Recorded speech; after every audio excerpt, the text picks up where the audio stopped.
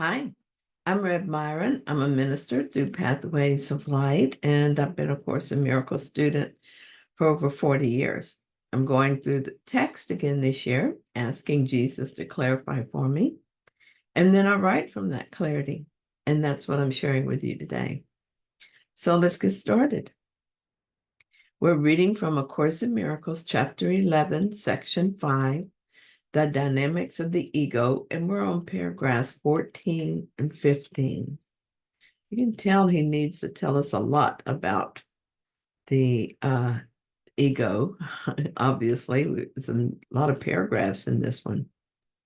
So, paragraph 14 says, the ego's interpretation of the laws of perception are, and would have to be, the exact opposite of the Holy Spirit's. The ego focuses on error and overlooks truth. It makes real every mistake it perceives, and with characteristically circular reasoning concludes that because of the mistake, consistent truth must be meaningless. The next step then is obvious. If consistent truth is meaningless, inconsistency must be true. Holding error clearly in mind and protecting what it has made, the ego proceeds to the next step in its thought system. Error is real and truth is error. The ego focuses on error and overlooks truth. As soon as I read this sentence, I saw how true this is. And I saw that the ego then makes the error real. It reminded me of something that happened while I was still working. In this situation, I was able to witness ego in my mind, but also to make a better choice. Here's how it played out. I got a call from an angry customer this morning. He had asked for a repair, and the repair didn't work. In fact, this is the third time to call about the same repair. What I did was call the repairman and tell him what happened. I told him it must be done and done right and everything cleaned up. And I was very firm about this. I did what I needed to do to get the problem solved. It should have been over at that point, but what happened is the ego felt aggrieved and felt like anger was called for. It had stories to justify its position on this. The ego overlooked the truth that everyone involved is innocent and that there was a mistake to be corrected, and that was all.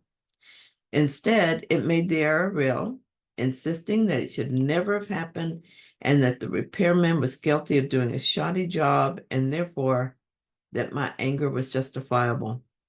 Now, in my mind, the truth is not true, and to maintain my justification, I've made and insisted that the error is truth.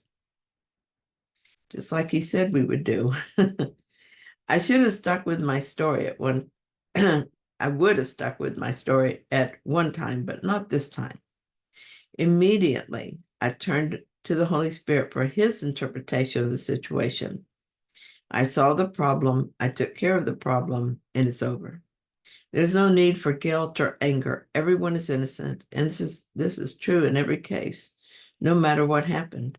In the world, mistakes are made, but in reality, nothing has happened, and God's creation remains as it was created. Even so, I notice how intent the ego mind is on finding the guilty party and how it loves its righteous anger. But this time, I'm not going to join the ego. I see the temptation. I understand it, but I'm not interested. I see that the urge to be angry is just a reaction to fear.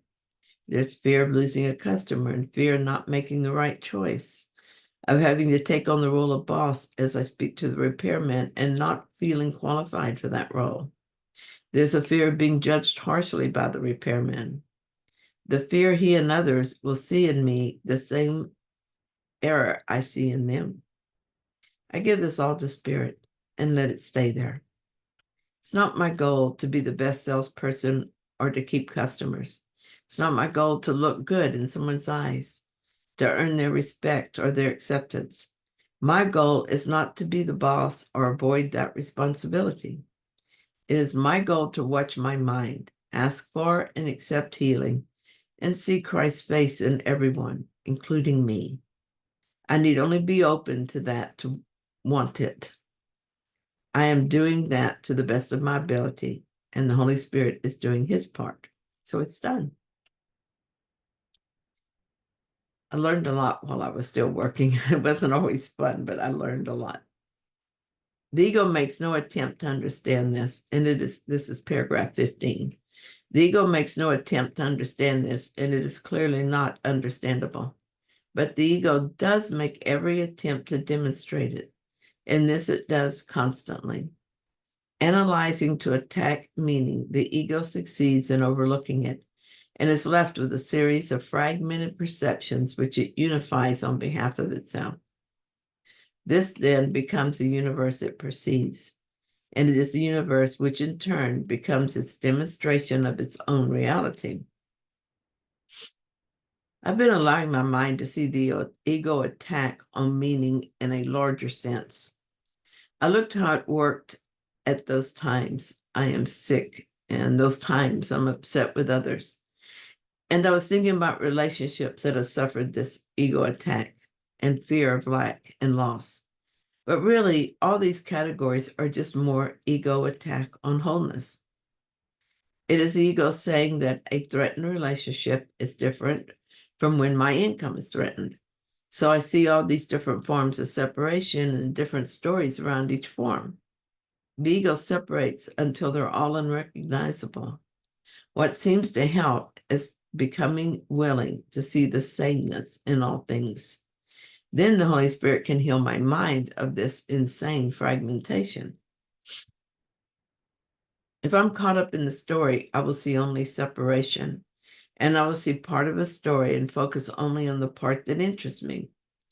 I will see things through the filter of my beliefs so that what I see will be different than what someone else sees. I then wonder how it is that the other person could be so wrong when I find the truth so obvious. The level of confusion is so profound that I cannot find my way out alone. I need help. When I ask the Holy Spirit for help with any perceived problem, he starts with me where I think I am. And then he sends me thoughts that lead me out of the story and toward truth. No matter what the story or what emotion the story elicits, it is never about that story. It's always about the belief that sourced the story and then projected it into the world. So he brings me to that belief, and then I have the choice of keeping it or letting it go. If I don't see the value in keeping it, the belief is removed from my mind. That is truly a miracle. Sometimes I have to go through the process a number of times until I finally decide that I don't want it anymore. The point here is that the story I'm experiencing is just a reflection of wrong-minded thinking. It is an idea, and that's all. It's either a true idea or a false idea. The false idea doesn't exist because God did not create it. So there's only the true idea. Wow.